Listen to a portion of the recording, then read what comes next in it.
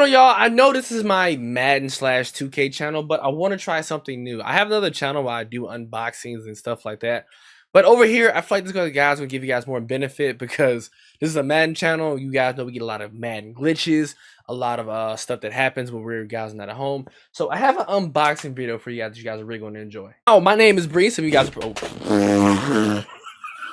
Well, I'm recording this on Christmas Day, so Merry Christmas for a lot of you guys. If you guys are watching this like a day, that's why I'm posting on a Tuesday. But Merry Christmas to a lot of you guys. Hope you guys enjoyed. Happy New Year and stuff like that. So I went ahead and ordered myself the PlayStation Portal. You're probably saying Bree or Bullet Gang Sports. What is a PlayStation Portal? It is Sony's new line of remote play console. Keep in mind, this is not another PSP, PS Vita, PS Go, any new PlayStation handheld that they're coming out. That is not it. You're going to need to have your PlayStation 5. So essentially, you're going to need to spend almost $700. Probably saying, what? Yes, it is a remote play. It essentially mirrors your PlayStation, which we'll go over right now. This will be an unboxing video and also an impressions video. So if you guys are probably saying, Bree, how did you get it? Did you get it in stores? You get it off OfferUp, eBay, Facebook Marketplace, any of those online sites that are not from like Sony or Walmart? No, I got it from Walmart, ladies and gentlemen. So I'm gonna show you guys two Walmart pages that you guys can follow, because that's how I honestly got my PlayStation 5 during the launch. I was able to pre-order it.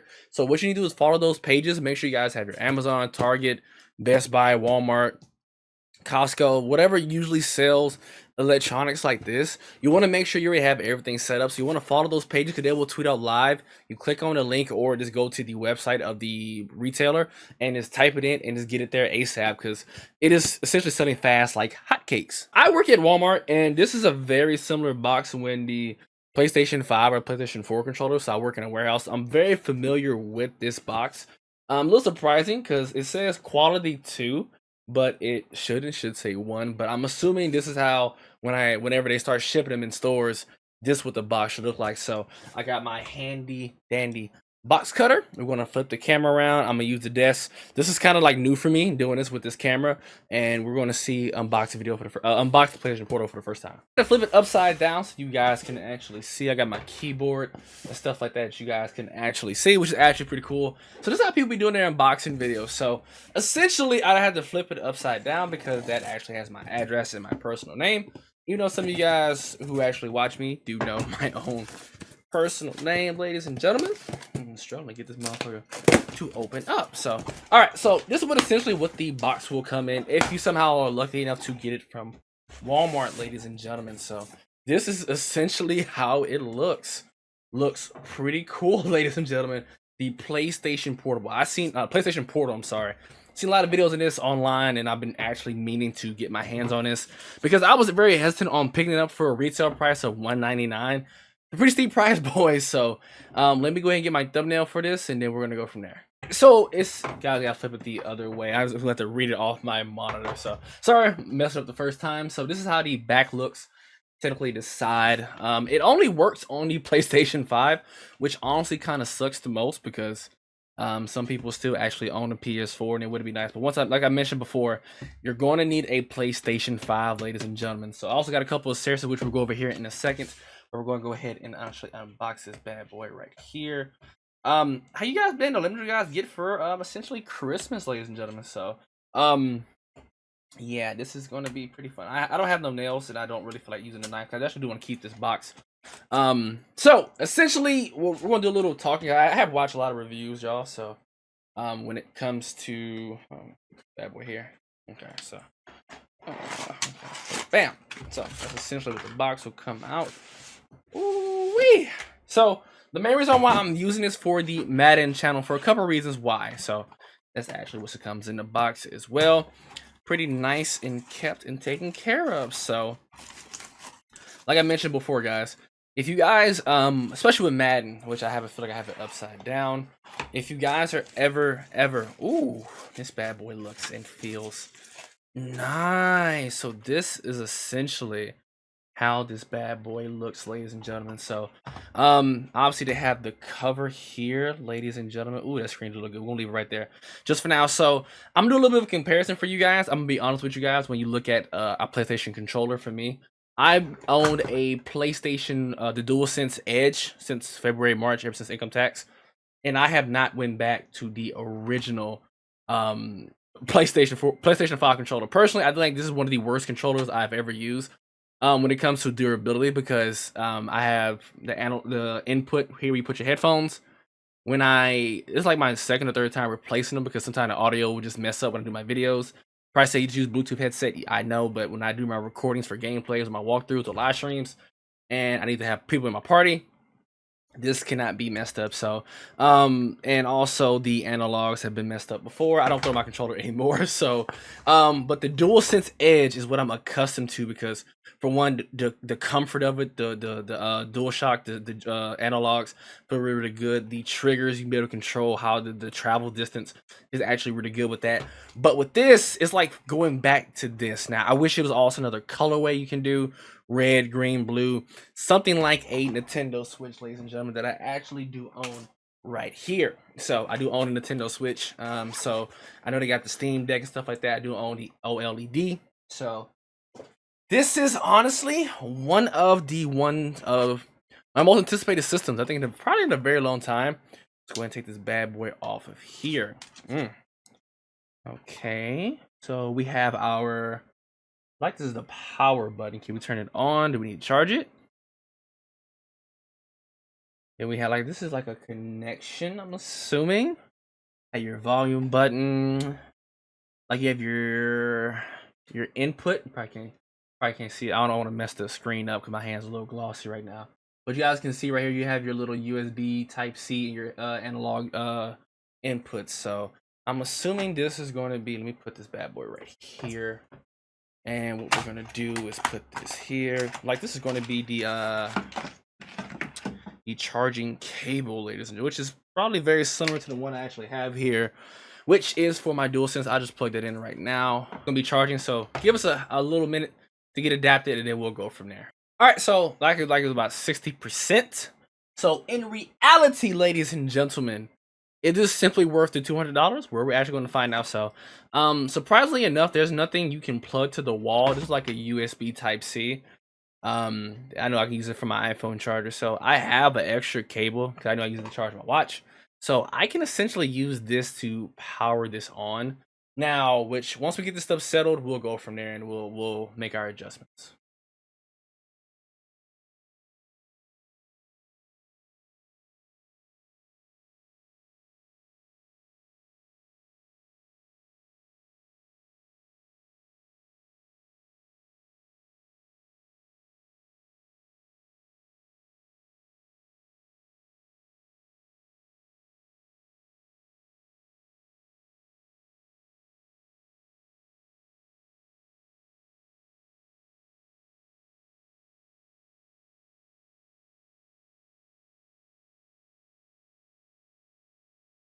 This is post me doing the video. I know I did this video on Christmas Day, and now it is legit December 29th, almost New Year's. I want to give you guys my impressions of it, like a couple days later, not just that particular day. While I took it to work, using other Wi-Fi networks, how was my experience? Let's talk about it, y'all. I do want to talk about the good, the bad, and the ugly, what I like, what I dislike, etc., etc., right? Now, let's talk about what I like, actually. I like the portability. I actually like the compact of the PlayStation Portal. It's legit beautiful. The screen, the 8-inch screen. And I use my camera when I went in the front room to record, so I'm going to try to use some of it. It's not the best camera quality like this one you guys are seeing. But I did use this camera, and I went in the front room and actually tested it out, and the game does look amazing. Now, going on what I like, it's essentially a PlayStation 5 controller slapped onto the 8-inch tablet. Essentially what it is, it looks beautiful. Yes, we all want the OLED and stuff like that, be really beautiful, HDR, but no. For $200, I don't mind it. The thing that I also like is the intro screen. Now, when you have solid Wi-Fi, which we'll talk about later in a second, and especially in your home in particular, it connects within 3 seconds. It was actually pretty cool. So as of right now, you guys can see I am currently connected, and it will, when you see like that, it's like dealing with Doctor Strange, a little portal, and it opens through. And it essentially mirrors your PlayStation. This is not, as like I mentioned before earlier in the video, it's not its own standalone console. You have to have a PlayStation 5. It doesn't work on PS4, which is kind of lame, but it does work fine. And it is essentially, like you guys see this, it works damn near fine. It's damn near a good response when you have great connection. So the buttons are fine. I just kind of don't like the analogs, a little too small for me. But besides that, it's really amazing. I will get into stuff that I don't like, and it's pretty crazy, right? It really sucks the most. So let's get into the one major negative for me is the Wi-Fi. Now, for me, from what I need to use it for, which I get into later on for you guys, what I suggest is I'm not going to use it mainly at home. What the hell is that, a plane? I don't want to use this for home. I want to travel with it, like some of you guys. They kind of advertised that you can play it anywhere because it wasn't kind of meant to be played everywhere. But I want to use this outside of my home. When I go to work, am I going to a female's house? Am I going to a family's house? I'm on a road trip. Can I use it on the road with no issues? And man, when I went to work, it was a major problem. For one, if you guys are in a public setting, in a obviously a public area with Wi-Fi, it doesn't allow you to connect to it because this doesn't have an internet browser. The PlayStation 5 do, but the PlayStation Portal does. It's been damn near a month, and it wasn't an update to. I think it would have been the main update they should have fixed. Allow you to connect to the Wi-Fi and go to the internet browser, because if not, you're kind of screwed. A hotel, like I said, Starbucks, Walmart for sure, Target, I'm probably sure. Any of these areas that you have to sign in and agree to terms and conditions, it will not let you on it. I did use my own personal Wi-Fi. Let's just say, well, if you use your public Wi-Fi, your own Wi-Fi, which I actually did on my own T-Mobile phone with their expensive ass plan, to be exact. It worked, but I did notice a delay. The frames would drop. The screen would get the screen would tear. So with the phone, even with the Wi-Fi, I see other people's videos. It works fine with the phone, but it can work, but it's not the best experience depending on which game you're playing. Keep that in mind. But for me, when it comes to the phone, I didn't work as I thought it would. I thought it would work a whole lot better, but honestly, it didn't. One thing I kind of disliked with the damn thing. Let's just say I'm in the middle of a Call of Duty game, for example, right? And let's just say I didn't hit the pause button and I power off the button. Like I said, it's mirroring your PlayStation 5. It's going to keep going as nothing ever happened. Keep in mind, obviously, it's an online game anyway. Let's just say you're in a God of War boss and you're almost there beating it, and your wife calls you or your kid's calling you, and you just happen to put it down and turn it off without even pausing it. It's going to keep going and you're going to die. Another thing, I know it's not the biggest thing in the world, but this is just me nitpicking. I kind of don't like it being kind of underneath the damn thing. I wouldn't mind it being on, like, right here connecting to it. I don't mind the headphones. Me personally, I hate putting stuff underneath the screen. That's something I didn't like where the USB cable, charge cable was at. That's what I didn't like. Big drift. Oh Lord, ladies and gentlemen. Like I said, I've owned a Nintendo Switch, launched Nintendo Switch. I just got OLED recently this year.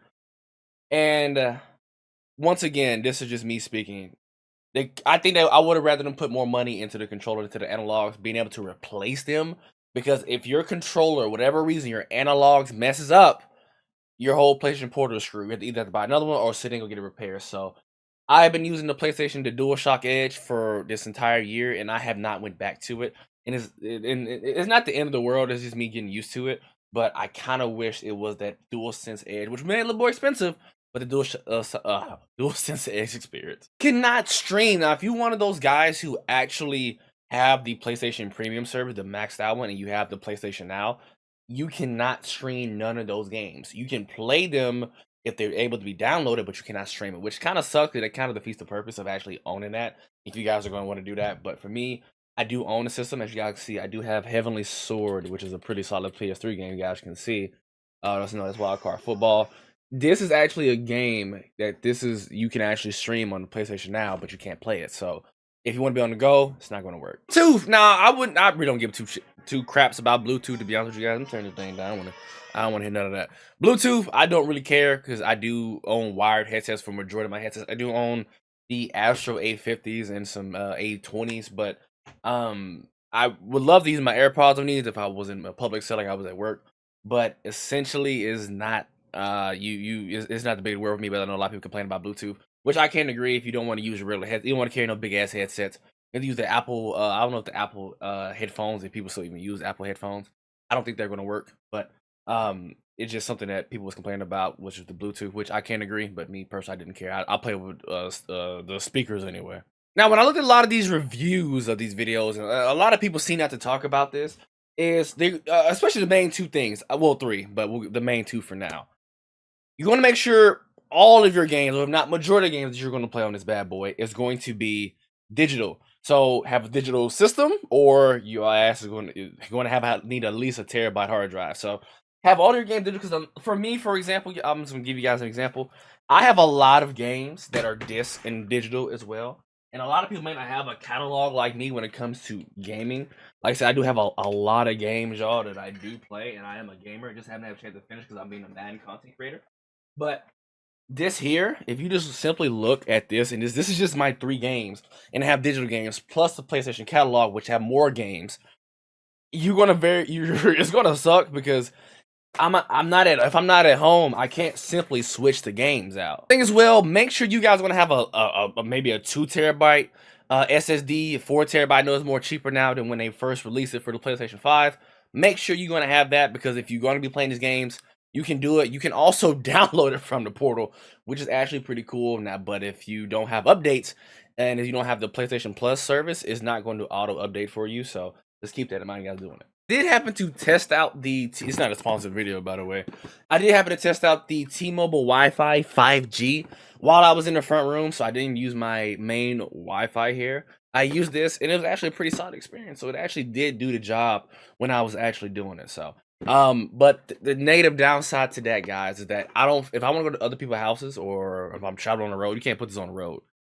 I don't want to plug a Wi-Fi router in somebody else's home and just go sit and play a PlayStation Portal. So, but that is something I do want to do, but just want to let you guys know that. Not stream Hulu, YouTube, Twitch, which is kind of stupid. It's a thick ass tablet, so you can't do it. So it's really sucks. It does have its own, like I said, microphone, mute. It just essentially is a PlayStation 4 controller slapped onto the tablet. Sony doesn't sell their own type of screen protector, so you're gonna have to go to Amazon to get like a third-party one. So I'll leave my link in the description box down below for you guys, but I had to buy my own. The minute I ordered it, I ordered a screen protector, and I had to order me a carrying case. Like I said, Sony doesn't carry it. I mean, doesn't sell it on, so you get a lot of third-party. This is kind of how it looks. I'll link this one also in the comment section down below. It has a little something right here. I can carry some stuff. It'll be headphones or the charging cable, but it doesn't technically protect the screen all of the way. But just be extra cautious. I did buy an extra screen protector. The games I did happen to play was just a few. Obviously, man, I am a Madden content creator, as I mentioned before earlier in the video. If you guys are if you guys are at work and you want to, hey, it's a glitch going on, you can just simply use it right then and there. It'll help out tremendously. Obviously, Madden, I played Street Fighter. I played Plants vs. Zombies, Immortals of Avium. I played Battlefield 5, Crash, Forest About Time, Tekken 6. And an overall experience while I am at home, it was amazing. Guys, I can't stress this enough. You have to have amazing Wi-Fi. If you do not have great Wi-Fi, it's not going to work. Probably saying, Bree, who is this for, and is it worth it? So who is this for?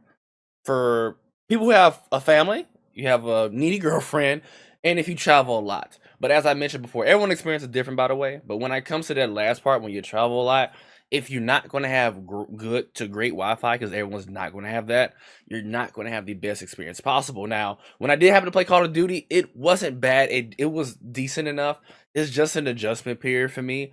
I obviously got changed my ADS, but when I was playing, it was actually pretty good. Fortnite was actually surprisingly pretty good, but my best experience was Battlefield 5. Surprisingly, people still play Battlefield 5, and I went 14-9. It's positive. I haven't played Battlefield in like 2 years, so it was actually a pretty fun experience. If you're a person who is always at your desk like myself, I stream a lot, I record a lot of videos, and if I'm tired, I'm not going to lay down and bring out my portal and just say, hey, let me go ahead and play. I'm going to lay my ass down and get on the phone and go to sleep.